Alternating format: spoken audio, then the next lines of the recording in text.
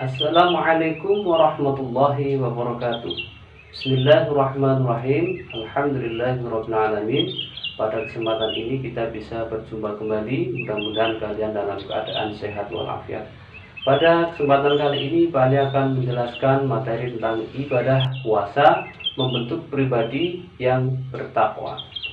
Nanti akan dijelaskan tentang pengertian puasa, macam-macam puasa wajib dan puasa sunnah. Pengertian puasa dalam segi bahasa, puasa adalah shaum atau siam yang artinya menahan diri. Kemudian dalam segi istilah, puasa adalah menahan diri dari hal-hal yang bisa membatalkan puasa, dari terbit fajar hingga terbenamnya matahari, dengan berniat puasa dan mendekatkan diri kepada Allah Subhanahu wa taala. Dari Naqli, A'udzu billahi minasy syaithanir rajim. Ya ayyuhalladzina amanu kutiba 'alaikumus syiyamu kama kutiba 'alal ladzina min qablikum la'allakum tattaqun. Wahai orang-orang yang beriman, diwajibkan atas kamu berpuasa sebagaimana diwajibkan atas orang-orang sebelum kamu agar kamu bertakwa. Quran surat Al-Baqarah ayat 183. Berikutnya puasa wajib. Puasa wajib yaitu puasa yang harus dilakukan oleh seorang muslim yang memenuhi syarat wajib puasa. Adapun macam-macam puasa wajib, yang pertama puasa Ramadan. Puasa Ramadan adalah puasa yang dilaksanakan pada bulan Ramadan. Puasa Ramadan merupakan puasa yang paling penting dalam Islam karena termasuk rukun Islam. Adapun syarat puasa, yang pertama adalah beragama Islam, yang kedua baligh, yang ketiga berakal sehat, yang keempat suci dari haid dan nifas, berikutnya yang kelima tidak bepergian atau musafir, dan yang keenam sanggup melaksanakan puasa. Berikutnya syarat sah puasa, yang pertama beragama Islam, yang kedua berakal atau mumayyiz, yang ketiga suci dari haid, nifas dan wiladah, dilaksanakan pada waktu yang sudah ditentukan. Kemudian adapun rukun puasa cuma dua, yaitu berniat puasa dan menahan diri dari hal-hal yang membatalkan puasa.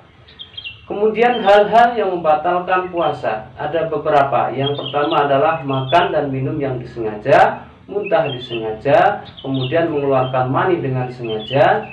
Yang keempat adalah berhubungan suami istri. Yang kelima membatalkan niat puasa. Dan yang keenam adalah keluar dari agama Islam atau murtad. Berikutnya sunnah puasa.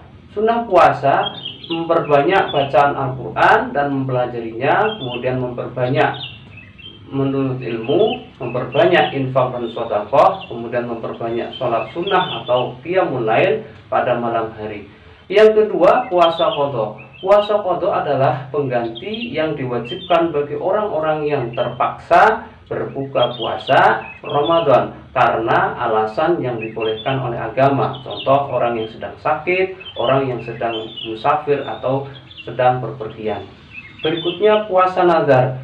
Puasa nazar adalah puasa yang dijanjikan kepada diri sendiri untuk berpuasa karena telah berencana puasa. Contoh, Rahmat berencana jika aku naik kelas maka aku akan berpuasa selama 3 hari. Jika Rahmat benar-benar naik kelas, maka Rahmat wajib puasa 3 hari seperti yang dinadarkan. Berikutnya adalah puasa kifarat. Adalah puasa dalam jumlah tertentu yang dilakukan sebagai penebus kesalahan atau dosa yang sudah dilakukannya.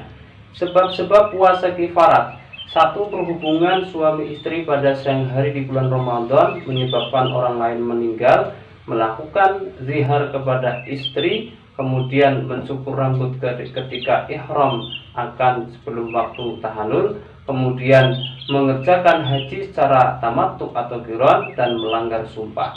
Itu sebab-sebab puasa kifarat. Berikutnya puasa sunnah adalah puasa yang dianjurkan untuk dilaksanakan oleh setiap muslim yang mampu dan boleh melaksanakannya. Ada beberapa puasa sunnah yang bisa kita lakukan. Yang pertama, puasa Syawal, yaitu puasa sebanyak 6 hari yang dilakukan pada bulan Syawal. Hal ini tidak harus berturutan, tapi yang penting di bulan Syawal. Puasa Senin Kamis adalah puasa yang dilakukan pada hari Senin dan pada hari Kamis. Berikutnya adalah puasa Arafah. Puasa ini terkait dengan pelaksanaan wukuf di Arafah dalam ibadah haji. Wukuf di Arafah dilaksanakan pada 9 Dzulhijjah.